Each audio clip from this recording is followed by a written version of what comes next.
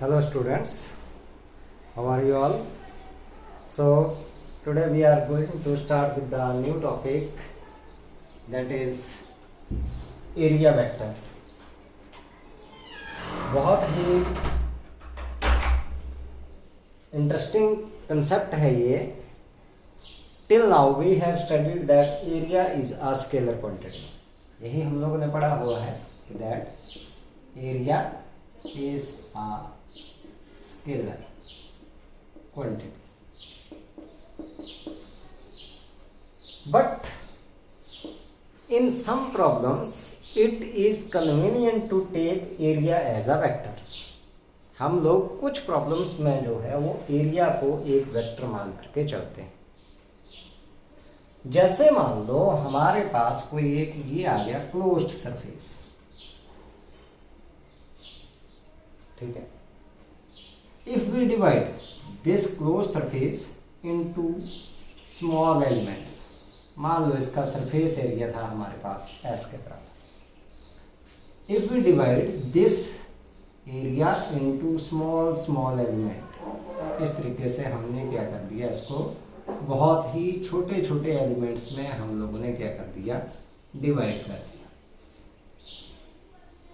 इस तरीके से. अब ये एलिमेंट इतने ज़्यादा छोटे हैं so that each area element that is a planar. कैसा आपके पास दिखाई देगा, it look like as a plane. So this area element that can be considered as a vector. जो एरिया एलिमेंट हमारे पास आएगा उसको हम लोग जो है वो अपनी प्रॉब्लम सॉल्व करने के लिए we can consider it as a vector. So अगर ये मान लो आपके पास एक वेक्टर है तो इसका मतलब इसकी कोई डायरेक्शन होनी चाहिए. अगर मान लो ये हमारे पास आ गया एक एलिमेंट, मैंने ले लिया इस तरीके से, ये मेरे पास एक छोटा सा एलिमेंट मैंने ये निकाल लिया इस तरीके से, ये कोई एक हिस्सा है, इसको जूम कर दिया मैंने, ये आपके पास आ गया एरिया एलिमेंट. और ईच एलिमेंट मान लो ये हमारे पास एरिया एलिमेंट जो है दिस इज डेल्टा एस. अब इसकी डायरेक्शन की बात करें हम लोग, क्योंकि जो क्लोज सरफेस था हमारे पास, क्लोज सरफेस तो ऐसे था सारा का सारा, उसी के ऊपर हम लोगों ने एक छोटा सा एलिमेंट लिया. अब उसके ऊपर हम लोग क्या कर सकते हैं, we can draw a normal. So the vector associated with the area element taken along the normal to the surface in the outward direction. पहली बात हमारे पास एक तो किसके अलॉन्ग लेना है, ये नॉर्मल के अलॉन्ग. तो इस सरफेस के अलॉन्ग हम लोग ड्रॉ कर देंगे नॉर्मल. ये मैंने ड्रॉ कर दी नॉर्मल. अब ये जो एरिया वेक्टर है ये इसी के अलॉन्ग एक्ट करेगा. इसका मतलब आपके पास this delta S vector that is equal to N delta S. यही आ गया आपके पास along the taken in the outward direction. Means हमारे पास अगर क्लोज सरफेस है तो एरिया वेक्टर हमेशा किस डायरेक्शन में लेना है हम लोगों ने, एक तो अलोंग द नॉर्मल और दूसरा कैसे लेना है हम लोगों ने, आउटवर्ड डायरेक्शन. इनवर्ड डायरेक्शन में कभी भी नहीं लेना है. तो हम लोग क्या बोल सकते हैं कि that the vector associated with every area element of closed surface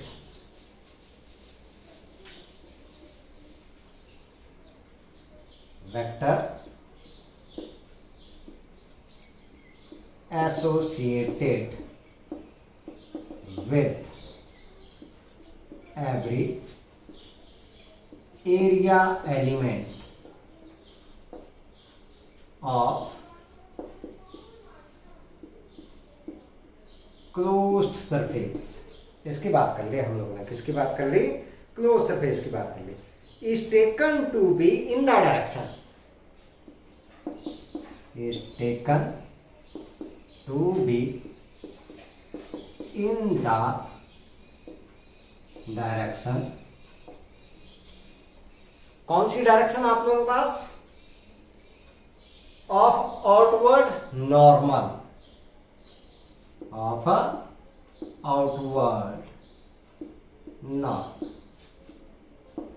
तो हमारे पास एरिया वेक्टर, जैसे मान लो ये स्मॉल सरफेस है हमारे पास इस तरीके से,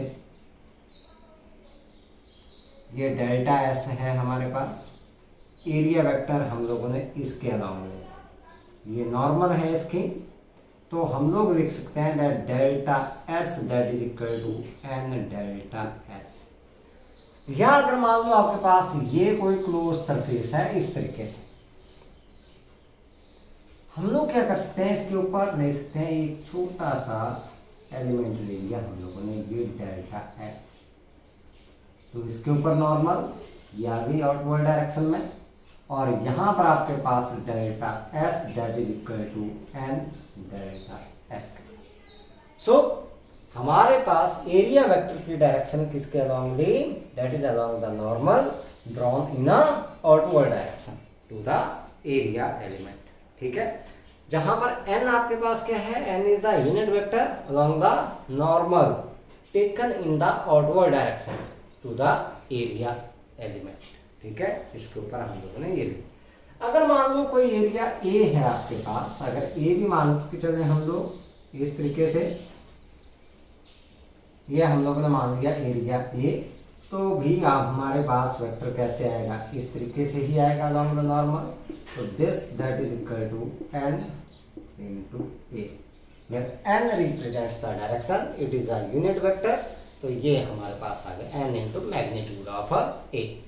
तो अब हम लोगों ने एरिया को एक स्केलर क्वांटिटी ना चूज करके हम लोगों ने क्या मान करके चलना है, एज अ वेक्टर मान करके चलना है, और इसकी डायरेक्शन कैसे लेनी है, along the normal drawn in the outward direction, उस डायरेक्शन में हम लोगों ने इसको लेकर के चलना।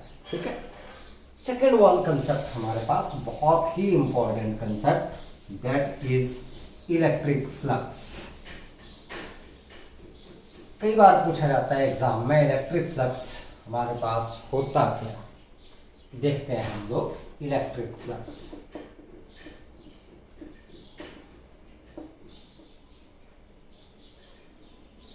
इलेक्ट्रिक फ्लक्स हम लोग देखते हैं, अगर electric means related to the electric field और flux that is related to the number of the field lines. So electric flux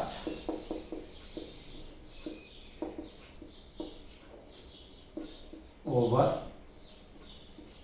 an area in the electric field is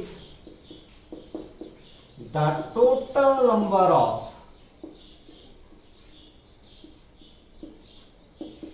field lines. कौन सी field lines? Electric field lines crossing the area normally.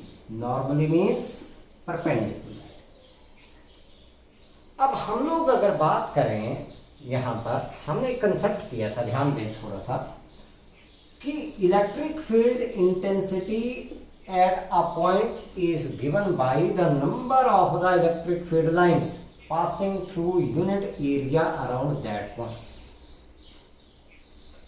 ठीक है, अब उसमें condition ये की थी हमारे पास that the electric field lines that should pass normally. So यहां से n की बात करें, then it is equal to E into delta S के बराबर आ गया हमारे पास। सो इट मींस दैट ये भी क्या हुआ, electric flux over the area is the क्या हो गया आपके पास, total number of the field lines crossing the area normally. तो ये भी total number of electric field lines है। It means it is the product of the electric field intensity and the area of the surface, जिसको हम लोगों ने वहां पर हेल्ड किया है। लेकिन कंडीशन क्या आ गई कि हमारे पास जो इलेक्ट्रिक फील्ड लाइंस है दैट शुड पास नॉर्मली। अब अगर मान लो हम लोगों ने क्या कर दिया, तो हम लोग ऐसा लिख सकते हैं that flux is proportional to E into ds। Proportional बोल सकते हैं, अभी लिखना नहीं है हम लोगों ने कुछ भी, यहाँ से सिर्फ कंसेप्ट को समझ रहे हैं हम लोग कि एक्चुअल में है क्या हमारे पास। मान लो हम लोगों ने क्या किया, कोई एक सरफेस ये दिस वन, दिस सरफेस, इसको इलेक्ट्रिक फील्ड में रख दिया हम लोगों ने such that the electric field जो है वो इस तरीके से हमारे पास यहां पर आ रहा ऐसे, this is electric field intensity. अगर मैं बात करूं यहां पर किसकी, नॉर्मल की बात करूं तो नॉर्मल मैं ड्रॉ करूं तो नॉर्मल आपके पास ड्रॉ होगी इस टाइप से, ये नॉर्मल।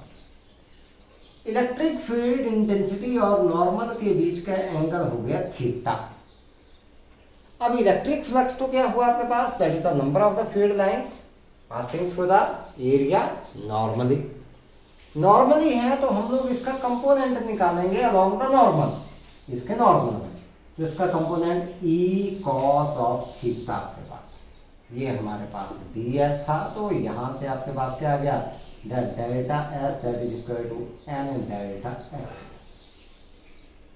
ठीक है, so we can write down the electric flux, अगर इसके अनुसार चले हम लोग, then the electric flux through the surface delta phi से डिनोट करेंगे, दैट इज ई। ई का कंपोनेंट कैसे, normal to the surface, normal to the surface क्या आ रहा है, cos of theta into area, area आ गया delta S, so delta phi E that is equal to E delta S cos of theta, so delta phi E that is equal to E dot delta S. This is the electric flux through the surface. ये हमारे पास आ गया electric flux. अगर area A है आपके पास तो आप लोग ऐसे भी लिख सकते हो दैट दिस डेल्टा फाई और फाई E ऐसे भी लिख सकते हो that is equal to E dot A area that is equal to E A cos of theta where theta is the angle। ध्यान दें यहां पर थीटा, इसमें ज्यादातर बच्चे कंफ्यूज रहते हैं, theta is the angle between the direction of E and normal to the surface, means ये आ गया area vector, normal to the surface means area vector के बीच का एंगल हुआ आपके पास क्या, theta. So this is what, this is the electric flux. अगर मान लो आपके पास सरफेस है closed, if the surface is a closed, ध्यान दे बेटा, ये हो गया इलेक्ट्रिक फ्लक्स की स्टेटमेंट हो गई, आप लोगों ने इसको मैथमेटिकली लिख दिया, that is equal to V dot ds that is equal to E ds cos of theta, this is the electric flux. बस इतना सा ही लिखना होता है एग्जाम में हम लोगों ने। अब अगर बात करें हम लोग कि अगर over the close surface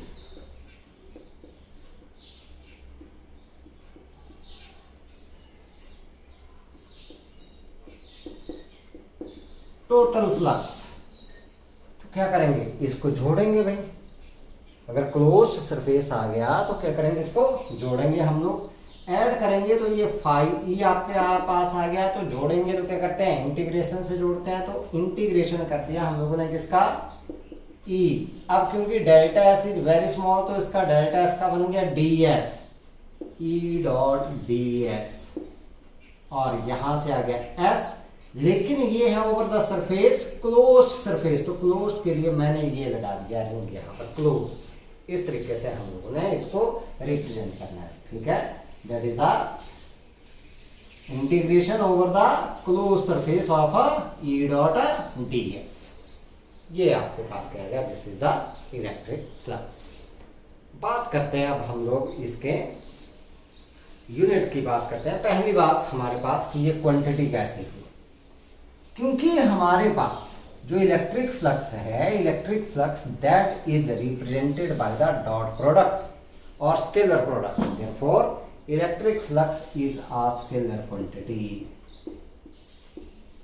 electric flux is a कौन सी quantity, scalar quantity,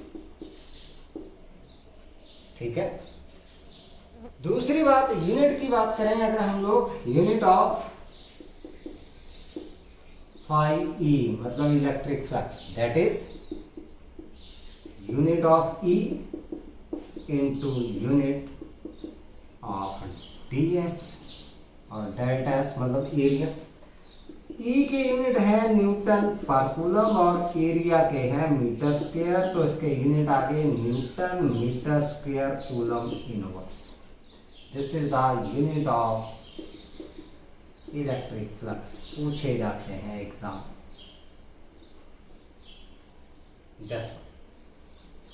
unit of electric flux newton metre square coulomb inverse. हम लोग बात करते हैं डायमेंशंस की। डायमेंशंस ऑफ फाई ई, देखते हैं डायमेंशंस क्या आते हैं इसके। तो फाई ई की बात करें, phi E that is equal to E into D S, मैं ऐसे ले लेता हूँ, कॉस थीटा के तो है नहीं, तो इसको मैंने लिख दिया, ई आता है F upon Q into D S. So phi E के डायमेंशंस फोर्स के हैं m1 l1 t minus 2, area के हैं l2 और चार्ज के हैं a1 t1। सो फाई ई आपके पास किसके बराबर आ गया, m1 l3 t minus 3 a minus 1। So this is the dimensions of electric flux. ये हमारे पास इलेक्ट्रिक फ्लक्स के डायमेंशंस हैं, ठीक है। अब ये जो इलेक्ट्रिक फ्लक्स है, electric flux through a surface, किसी भी सरफेस के थ्रू, जो फाई ई है, कैन बी पॉजिटिव, पॉजिटिव भी हो सकता है, नेगेटिव। नेगेटिव होगा जब आपके पास एंगल आ जाएगा ग्रेटर देन 90 डिग्री और 0। स्केलर क्वांटिटी है तो इसलिए आपके पास हम लोगों ने साइन कन्वेंशन यूज करने हैं, तो it may be positive, negative और 0, कोई सा भी आपके पास ये आ सकता है। अब लेकर के चलते हैं हम लोग कुछ स्पेशल केसेस, ठीक है। स्पेशल केसेस की बात करते हैं।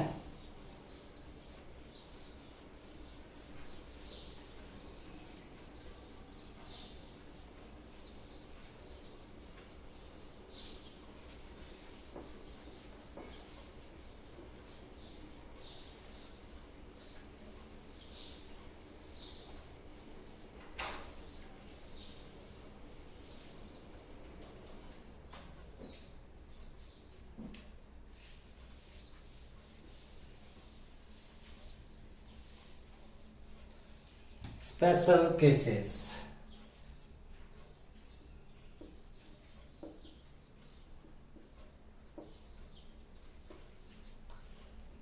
हम सभी को पता है कि that electric flux delta phi E, मैंने ऐसे ही डिनोट कर दिया, E that represents for electric flux, that is equal to E dot delta S, that is equal to E delta S cos of theta. ये हमारे पास है। अब जब क्या होगा हमारे पास, पहला case, when the area is held normal or surface is held normal to the direction of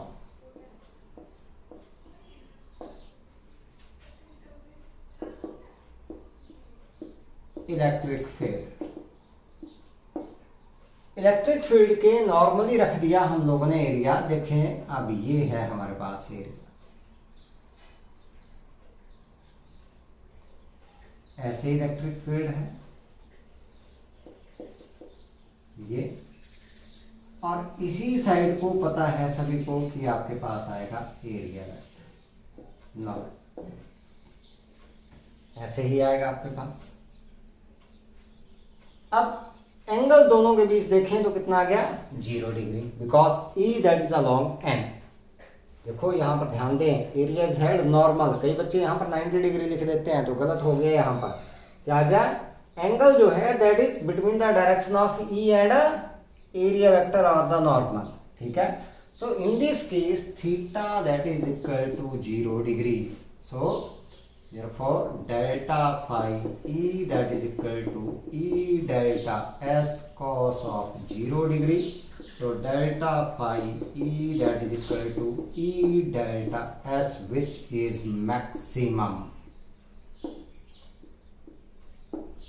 ये इलेक्ट्रिक फ्लक्स क्या आएगा आपके पास मैक्सिमम।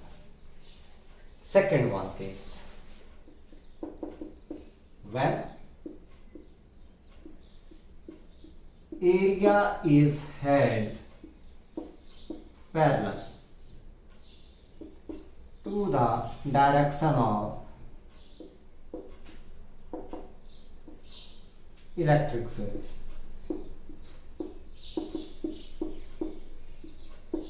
पैरेलल रख दिए भाई,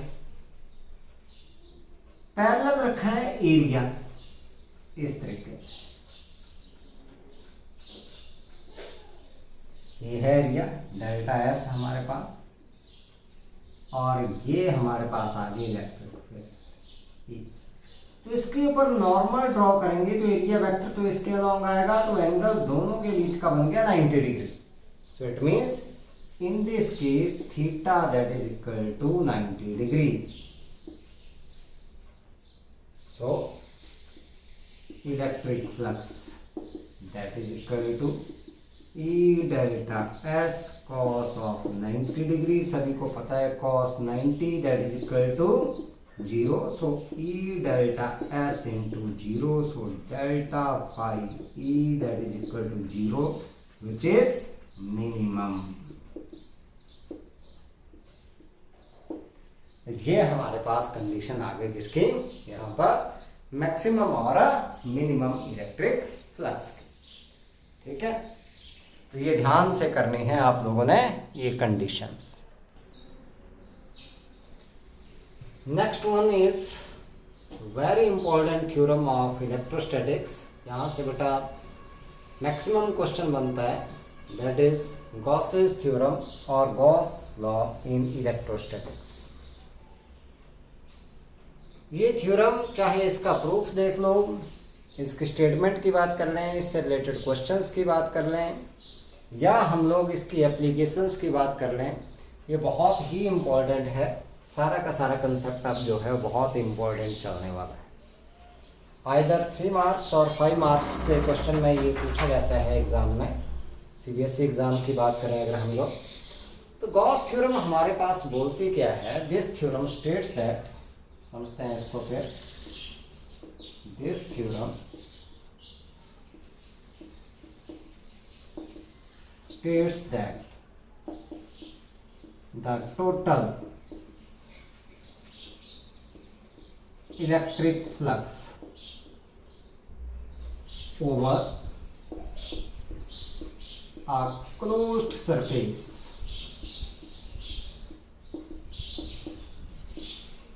S in free space, कहाँ पर है, फ्री स्पेस, मतलब वैक्यूम है या एयर है आपके पास, is 1/ε0 times the charge Q enclosed by the surface, that is phi E is equal to क्या था, E dot ds is equal to Q upon epsilon naught. This is the electric flux over a closed surface which encloses a charge Q.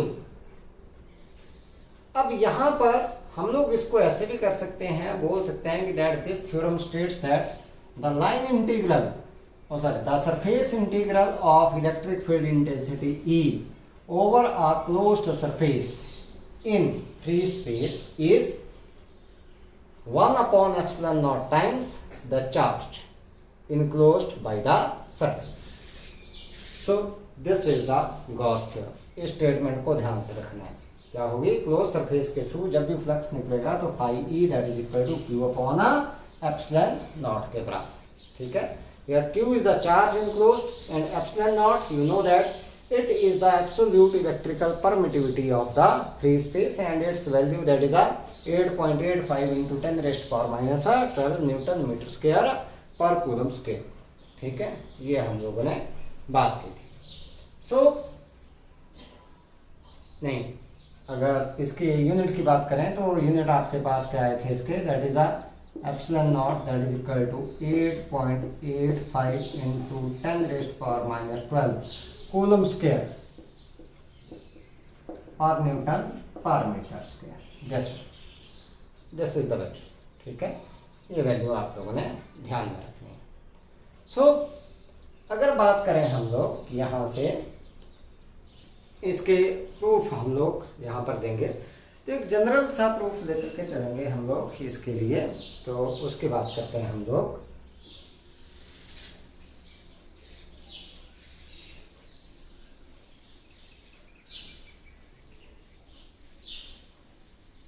Proof of the Gauss theorem.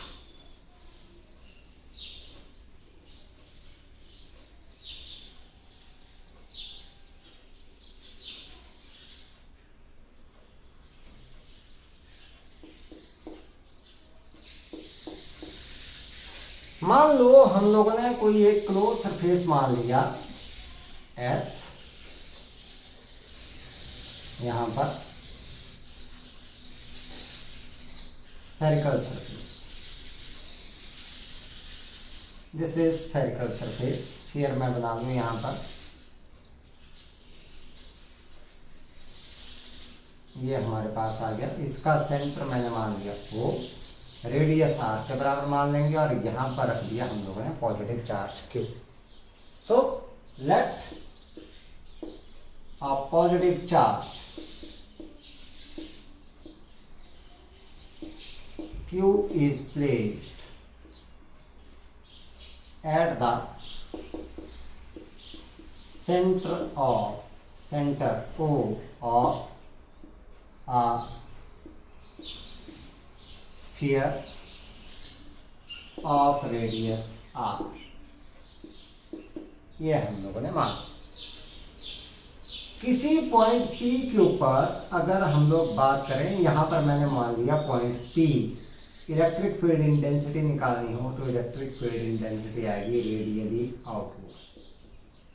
This is electric field intensity और unit vector इसी direction में इसका आ. This is radius R. ठीक है, ये हम लोगों ने सरफेस मान लिया ऐसे. So electric field intensity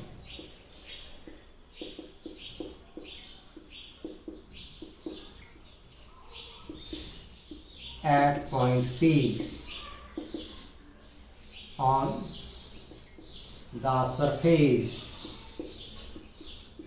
of sphere E that is equal to 1 upon 4 pi epsilon naught. Free space माना है हम लोगों ने, Q upon R square, distance r है इसके, और यूनिट वेक्टर मैंने लगा दिया r. ये नंबर हमने क्या किया, यहाँ पर एक small area element ds consider कर लिया. ये इसका अगर मैं एरिया वेक्टर की बात करूं तो ऐसे ही आएगा, इसी के अलॉन्ग आएगा. वैसे नॉर्मली अलग से दिखा दिया मैंने n. So consider small area element ds such that this ds that is equal to n ds. So where n is the unit vector along the normal to the surface. So normal to the surface that is along the radius, पता है ये सभी को। इसका मतलब is also radially outward and normal that is also what along the radius. तो E और N के बीच का जो एंगल है that is equal to 0 degree, ये अंडरस्टूड है। तो हम लोग यहाँ से निकाल लें E dot D S that is equal to 1/4 pi epsilon naught Q upon R square R dot L into D. अब क्योंकि R and N are unit vectors parallel to each other,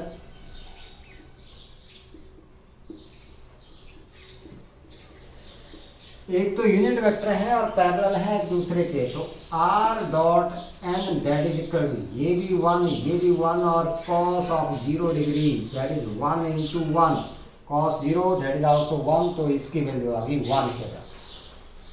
तो हमारे पास बच गया यहाँ से E dot D S that is equal to 1/4 pi epsilon naught Q upon R square into D S.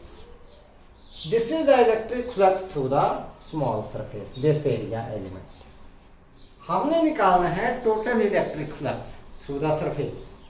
So total electric flux अगर हम लोग निकालें यहाँ पर तो देखते हैं कितना आता है। तो therefore I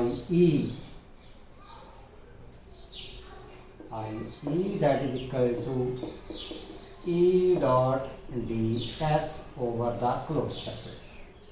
So this phi E that is equal to, यहाँ से देखिए बेटा 1/4 पाई एप्सिलॉन नॉट, इसका भी आपके पास इंटीग्रेशन नहीं होगा, आर स्क्वायर का भी नहीं होगा, तो बच गया सिर्फ एरिया ds।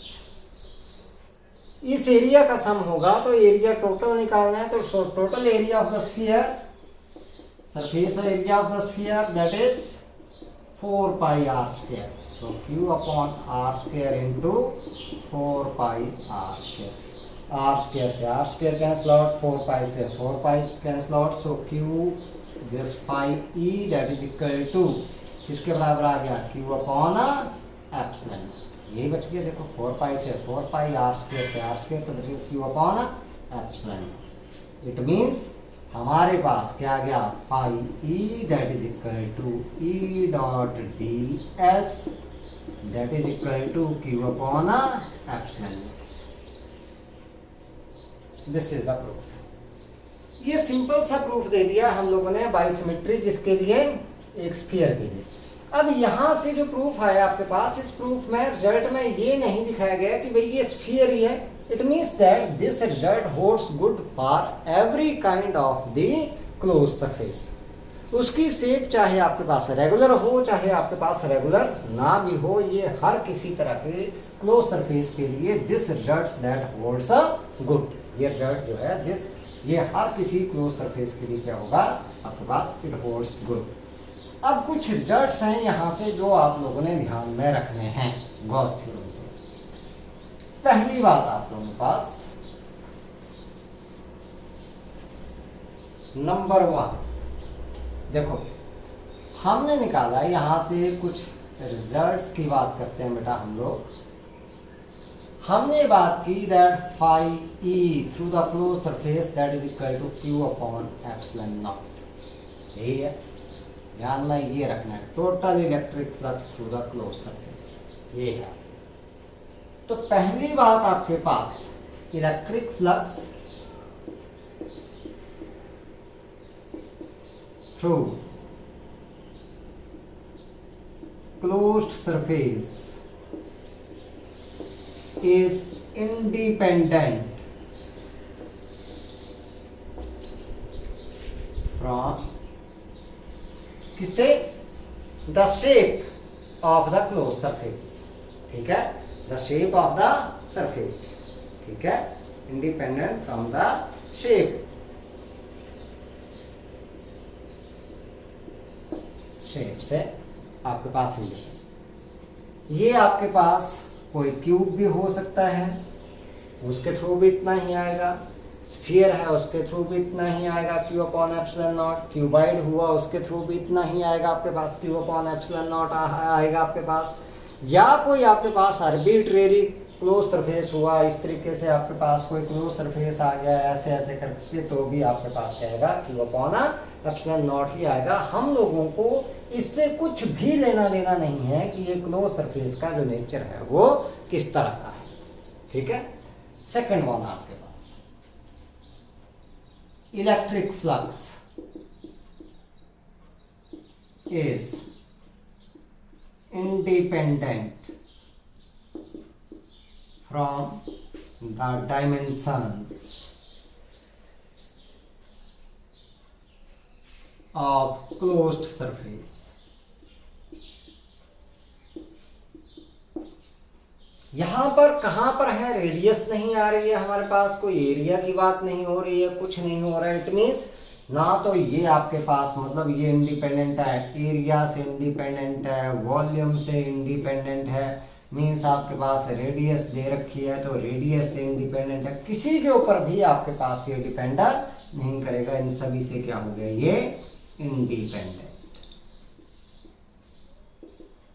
कई बार भुलाने के लिए बोला जाता है कि भाई आपके पास कोई स्फीयर दिया गया है, जैसे हम लोग एक क्वेश्चन भी करेंगे कि भाई the electric flux through a sphere, जैसे हम लोग यहां पर बात करते हैं electric flux through a sphere is a, मान चलते हैं दैट इज फाई ई, ये दे रखा है आपके पास। Electric flux through a sphere of a radius 2 centimetre enclosing a charge Q is given by phi E that is equal to Q upon epsilon naught. Now if the radius of the sphere is doubled, what is the new flux? तो हमें पता है कि that flux that is equal to Q upon epsilon naught which is independent from the radius. Radius से क्या हो गया, ये independent हो गया। So it means the flux that will remain same. Flux क्या रहेगा आपके पास, same रहेगा, ठीक है। तो डायमेंशन से आप लोगों के पास क्या होगा, इंडिपेंडेंट। इसको दिमाग में बिठा लेना, यहाँ से क्वेश्चन पूछा जाता है 1 मार्क। नेक्स्ट वन हमारे पास बात करें, जो इलेक्ट्रिक फ्लक्स है आपके पास, electric flux through the close surface depend on the total charge enclosed by the surface.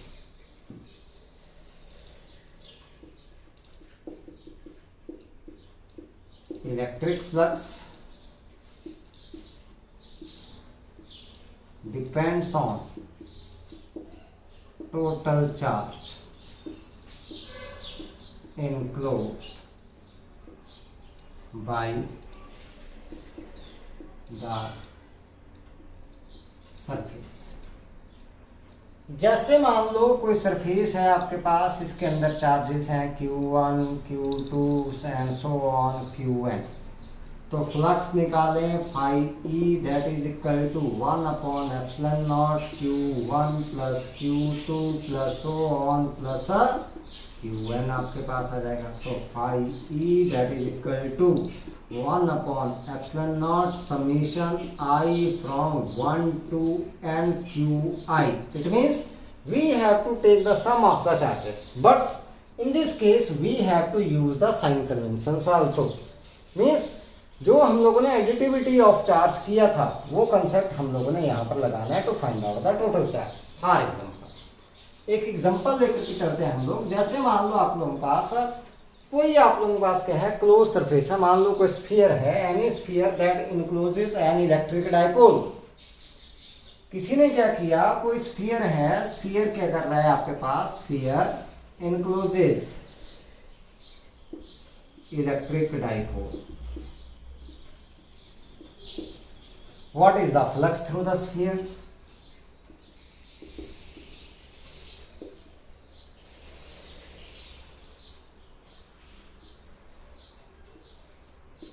अब भाई इलेक्ट्रिक डाइपोल के ऊपर देखो फ्लक्स हमारे पास आता है किसके बराबर, भाई फाई पहले निकाल लेते हैं, charge on the dipole minus Q plus Q that is equal to 0।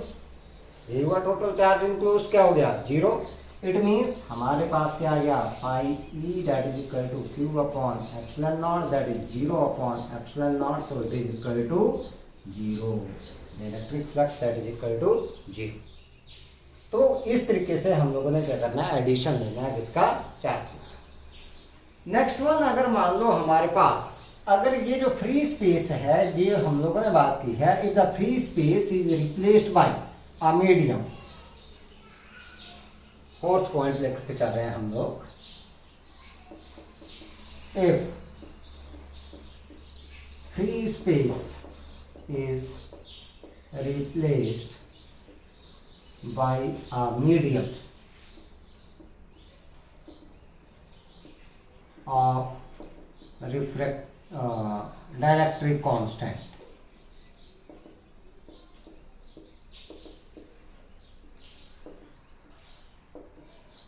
Okay. तो फाई ई हमारे पास क्या जाएगा, that is equal to Q upon epsilon, that is equal to Q upon K into epsilon, means it will become 1 upon K times the flux through the free space, 1 upon K times, ये हमारे पास है। ठीक है, तो ये points आप लोगों ने ध्यान में रखना है। अब एक सिंपल सी वेरिफिकेशन दे देते हैं हम किसकी, गॉस थ्योरम की। गॉस थ्योरम ने क्या बोला कि that the electric flux through a closed surface enclosing a charge in the free space is a 1 upon epsilon naught times the charge enclosed by the surface।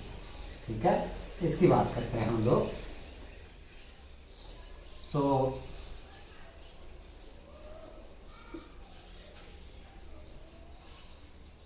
अगर मान लो charge नहीं है और किसी इलेक्ट्रिक फील्ड में रख दें, फिर क्या होगा हम लोग क्लोज सरफेस को। तो देखते हैं हम लोग, यहां पर देते हैं simple verification of Gauss theorem. हमने क्या किया, consider a closed cylindrical surface, uniform है आपके पास, cylindrical surface which encloses no charge, जो कोई भी चार्ज जो है वो आपके पास इनक्लोजर नहीं करता है, is placed in a uniform electric field of intensity ई। इस तरीके से हमारे पास इलेक्ट्रिक फील्ड इंटेंसिटी ई आ रही है, इस टाइप से। ये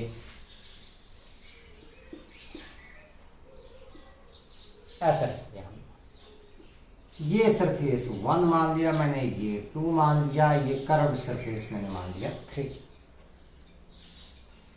यहां पर मैं यूनिट वेक्टर अगर ड्रॉ करूं तो अलोंग द नॉर्मल आएगा आपके पास एरिया वेक्टर, तो किस डायरेक्शन में आएगा, आउटवर्ड डायरेक्शन में। ये एन इस साइड को आ गया। यहां पर बात करें तो इस डायरेक्शन में आ गया आपके पास। यहां पर बात करें तो यहां पर आएगा एस। ये मान लो इसका सरफेस एरिया एस है, ये भी एस है, और ये मैंने मान लिया कि इसका S3। So flux through electric flux through S1 या 1 सरफेस 1 के। सो this phi 1 is equal to E dot S, that is equal to E S cos of। अब देखो E इस साइड को है, डेल्टा S इस साइड को है, मतलब ये इस साइड को, दोनों के बीच का एंगल कितना हो गया 180 degree. So phi 1 that is equal to minus E S 1 आ गया नेगेटिव आपके पास फ्लक्स। यहां पर देखते हैं इलेक्ट्रिक फ्लक्स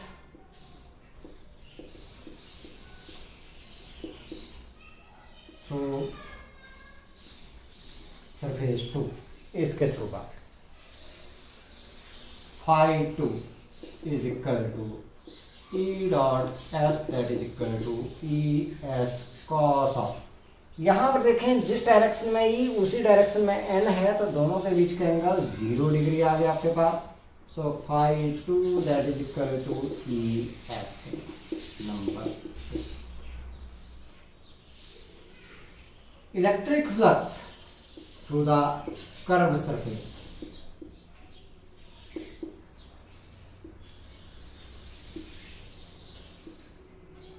कर्व सरफेस 3 इसके बाद तो find 3 that is equal to E dot S3 क्योंकि ये बेटा सरफेसेस बराबर हैं, इनका एरिया बराबर होता है सिलेंडर में, आपके पास यूनिफॉर्म सिलेंडर है तो इसलिए SS मान लिया था हम लोगों ने। यहाँ पर देखें तो आपके पास एंगल ES3 cos ऑफ, ये ऊपर को है ये इस साइड को एंगल बन रहा है, यहाँ पर E के साथ बना रहा है ये 90 डिग्री, तो cos आ गया कितना 90 डिग्री, cos 90 डिग्री होता है 0, so this is equal to 0, this is number 3। अब so total electric flux through the cylindrical surface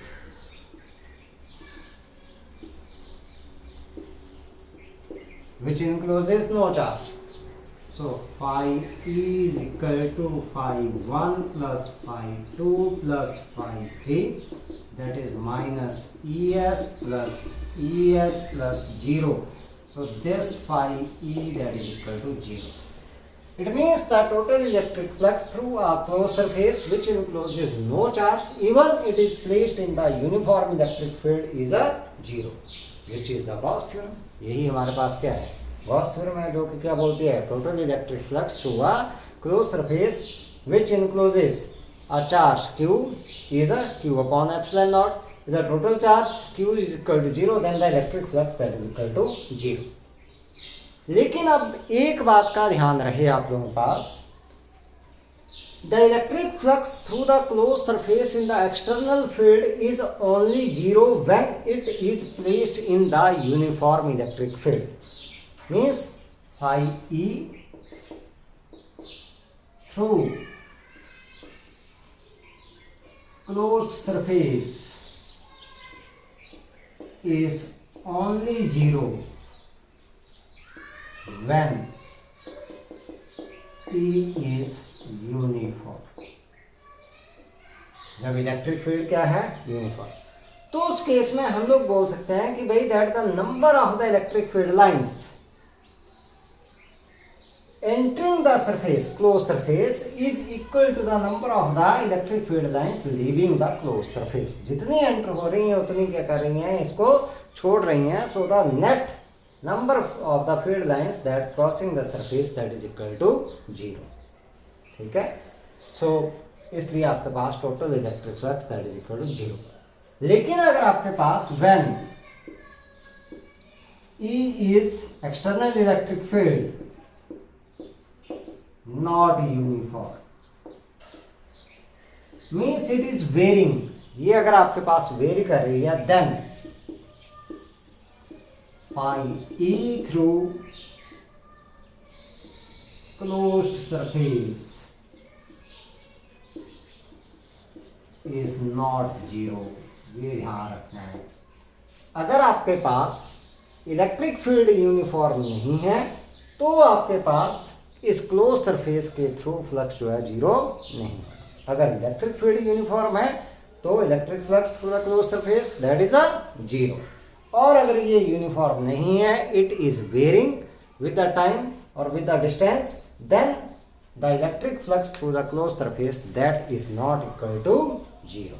ठीक है, तो इससे रिलेटेड हम लोग इलेक्ट्रिक फ्लक्स से रिलेटेड क्वेश्चंस करेंगे, उसके बाद हम लोग गॉस थ्योरम की एप्लीकेशंस करेंगे, वो बाद में करेंगे हम लोग। ठीक है, तो अभी तक के लिए आप लोगों ने इतना ही पढ़ना है और इतना ही काम करना है। ठीक है, thank you, have a nice time.